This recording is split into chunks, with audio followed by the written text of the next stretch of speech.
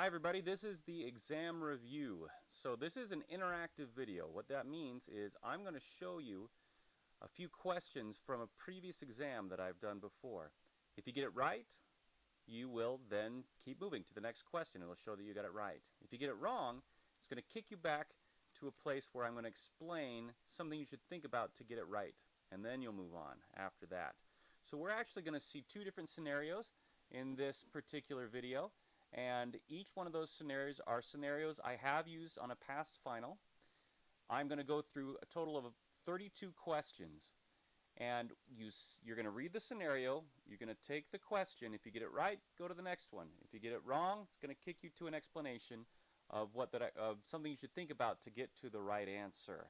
Then you'll also be able to look back at all of the questions after it's all done. So go ahead and let's get started. Look at this first scenario. I'm sorry, that's wrong.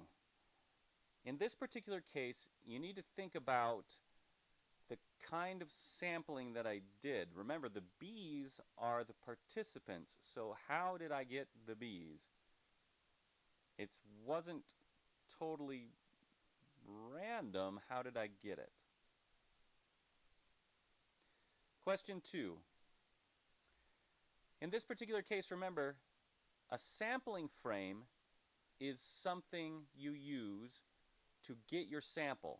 It is specifically, a sampling frame is a list of all the people in the population, all of them in the population. Now in this case, the participants are bees, so a sampling frame would be a list of all the bees in the population. Question 3. In this particular study, the data that I collected was the time it took for the bees to collect the nectar.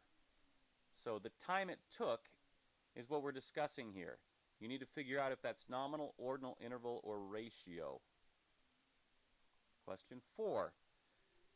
In this particular kind of study, what kind of claim are we trying to make? That's what we're asking right here. So in this particular case, I want to know, you got to know what kind of study this is. Particularly, it's an experiment. So what kind of data do we normally use in an experiment? What claim are we trying to make with an experiment? Question 5. Operationalizations include measurements and manipulations. So you need to count how many measurements or manipulations we actually did here.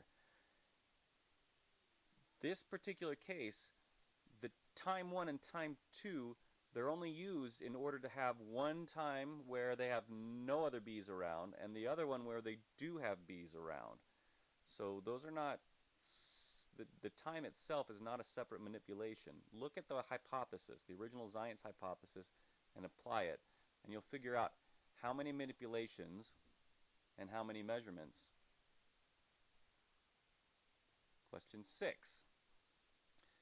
What we really care about is we are looking at the difference between when the bees had, specifically their time it took for them to collect the nectar, when they had people around, people like bees, when they had other bees around, compared to when they didn't have other bees around. That's two groups. So you're looking for a statistical test where we're comparing two groups to each other.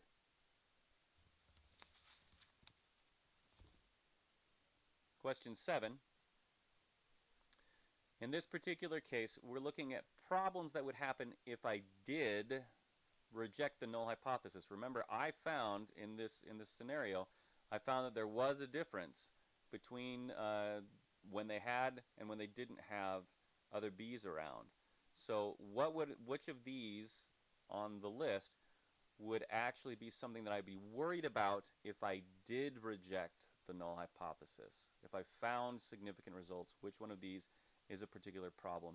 And specifically, which one of these is a particular problem when you've got the same participants in both levels of the manipulation? Number 8. Okay, so what you got to imagine here is there's a snowstorm that happens within the week between when we first did the test and when we second did the test, right? The first did the test alone, second did the test with the other bees. So if there's a snowstorm right in the middle, and that snowstorm affects my bees, which one of these would it be? Okay, is this something that naturally occurs in all bees, or is this something outside that occurred just randomly in this particular case? Number 9. All right, now this one's a little bit harder. For this one, you got to remember that we only have to do ethical background stuff with human participants and animal participants. And there's a specific definition for what includes an animal. Figure out if bees actually fit that definition. Number 10. We already talked about this being an experiment. Now you got to figure out what kind of experiment it is. Remember, for factorial, we're looking at more than one independent variable. For simple, there's only one independent variable. For correlational studies, we don't manipulate a variable, any variables. And for a quasi-experiment, you would need one manipulated and one measured factor in the study. Question 11. Remember, I only have to consider the aspects of the Belmont report if I'm talking about human subjects, right? Human participants. That's the only time I would ever need to use anything regarding the Belmont report. Number 12. All right, so if they are just the first time they do this trial, they happen to be really slow, right? Slower than the average would be. What might happen for them to do closer to the average later on? That's what you're thinking about in this particular case. 13. Okay, now this is not asking whether it's an experiment or a correlational study. That's not what we're worried about here. We're worried about how we set it up. Remember, independent groups is one group gets one level of the manipulation, the other group gets another level of the manipulation. You got to figure out, do we have one group of bees who did it by themselves and a separate group of bees who did it in front of other bees? If not, then it can't be in independent groups. Quasi-experiment and factorial both require at least two independent variables.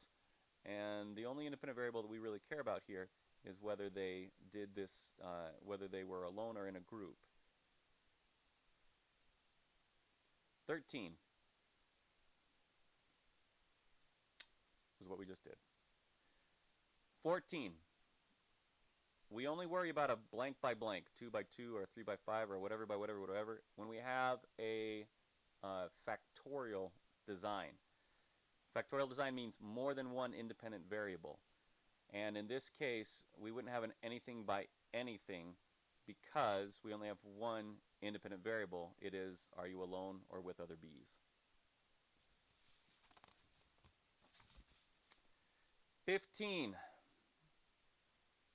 Okay, mediation, moderation, and interaction, they all require at least 3 variables. Generally, we're talking about 2 predictor variables and one dependent variable. So you have to have at least 3 variables here. And by the way, moderation and interaction effects, they're basically the same thing. So anyway, so what you're looking for, do we have 3 variables that we worried about? Or is there just 2? And if there's just 2, then it can't be any of those. 16. All right. Operationalizations are either measurements or manipulations. So all I'm asking here is the dependent variable, how did we measure it? Because all dependent variables are measured. You have to measure a dependent variable. You don't have any other choice. So what kind of measurement did I do? And in this particular case, I did an observation. That's all. 17. In this particular case, we are, okay, replications, to be direct, they have to do everything exactly the same. And so in this particular case, we're comparing what Zients and his colleagues did back in the day compared to what we're doing right now. And we are not using cockroaches. We're not doing exactly the same thing. We're just using the same hypothesis. So think about that. 18. Okay, if I number each of the bees on their back, it's like putting a number on a sports team or giving a name to different people or animals or whatever it happens to be. So which one of these has to do with giving just a name? 19. All right, remember that the conclusion that I came to was that there is a significant difference. I'm rejecting the null hypothesis here. So you need to figure out which one of these would happen if I reject the null hypothesis. Now, I'm not saying which one definitely happened. I'm saying which one could have happened. And I already rejected. I did find a significant difference between bees when they're alone versus when they're in a group. 20. That's 20. Okay.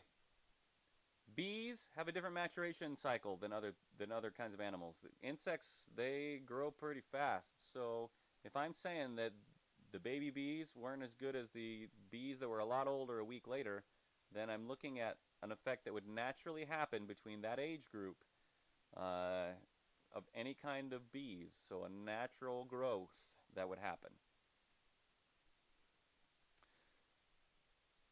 21.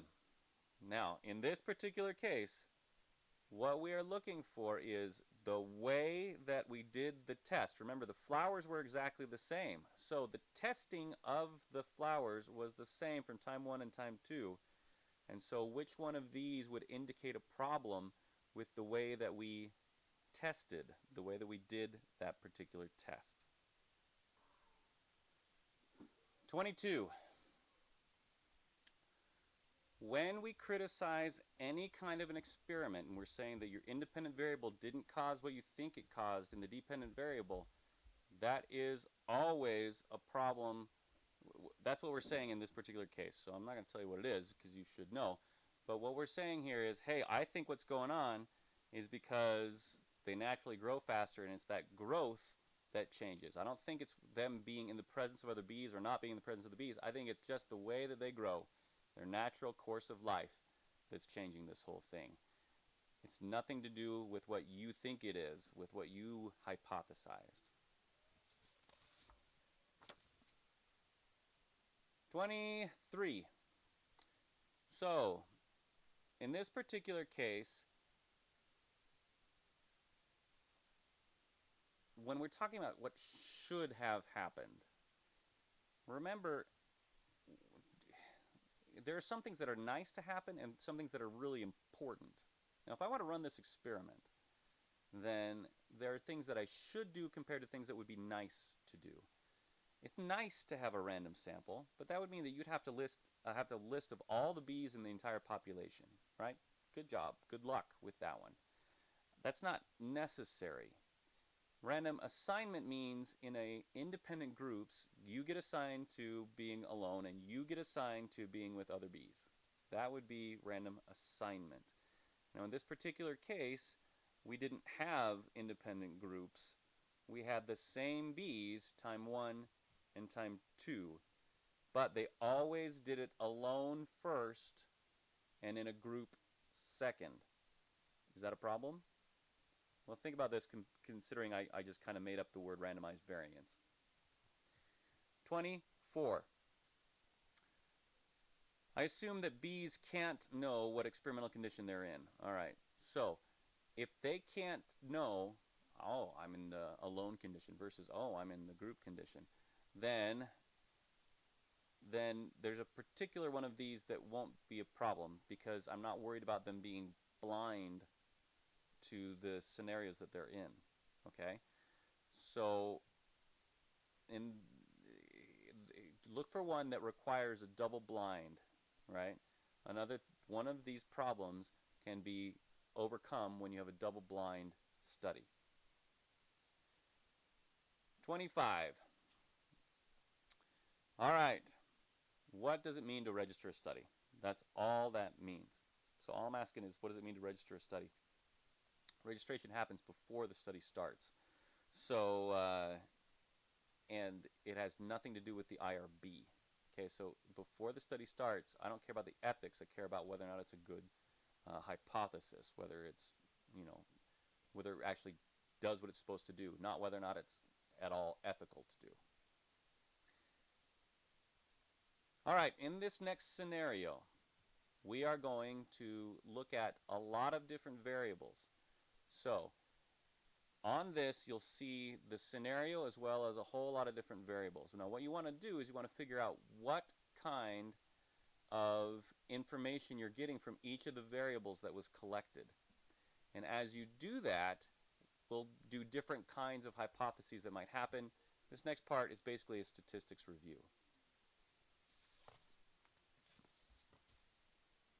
26. All right, what you're doing for all of these things is you got to figure out what is my dependent variable, what is my independent variable or variables. Whenever we do any of these studies, we're always looking at those questions. For all of these, the dependent variable should be a continuous variable. Now, what kind of statistic we use depends on what kind of factor or independent variable we're using. A factor, independent variables are all factors, but ones we don't manipulate, we don't technically call those independent variables, but they're still factors, right? So predictor or independent variable factors, those are all the same thing. So if we only have one independent variable with one dependent variable, and that has two levels, the independent variable has two levels, that's when we use a t-test. One group compared to another group. One mean compared to another mean. We use a t-test. 27. All right. What we're looking for here is there a combination of factors or is it just one independent variable? So for this one, we have self-esteem and we have relationship status, and both of those predict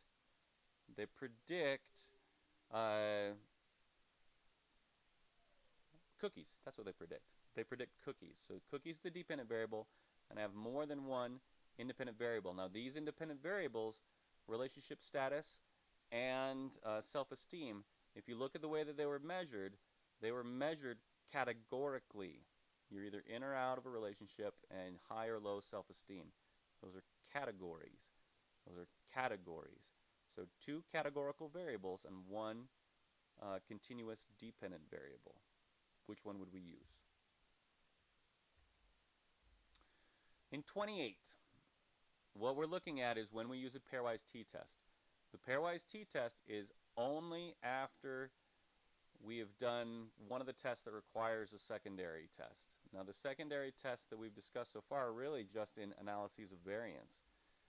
So in this particular case, which one of the analyses of variance, either a one-way analysis of variance or a factorial analysis of variance, which one of those would even give us main effect or interaction? So I'm telling you right now, it's not Pearson's R. And whenever we do a study that involves an interaction, a factorial analysis of variance, we care about the interaction. We do not care about the main effects. So keep that in mind when we look at the pairwise t-test. 29. Okay. How many factors are in this study? So how many independent variables, how many predictor variables are we discussing right here? Now in this case, we manipulated the mortality salience, and there were 3 levels. So it's just mortality salience on which way? Happiness, right? So happiness is the dependent variable, mortality salience is the independent variable, and there are 3 levels. A t-test can only do 2 levels, and a factorial analysis of variance only does more than one factor. It doesn't care about levels. That's not the issue. So if we only have one categorical predictor variable, one categorical independent variable on one continuous dependent variable, we would run a one-way analysis of variance. 30. All right. When we have predictor variables that are continuous, we don't use a factorial analysis of variance. If we've got more than one predictor variable or factor or independent variable, more than one of those, and they're continuous, we do a multiple regression. So you're just looking at which one of these happens in a multiple regression. 31.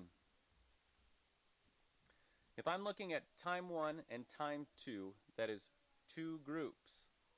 I'm looking at the mean of time 1 compared to the mean of time 2. That's actually one independent variable, one predictor variable, whatever it is, and one dependent variable that's continuous. So the predictor variable is time 1 and time 2. In this case, the dependent variable is their happiness. That's a t-test. 32.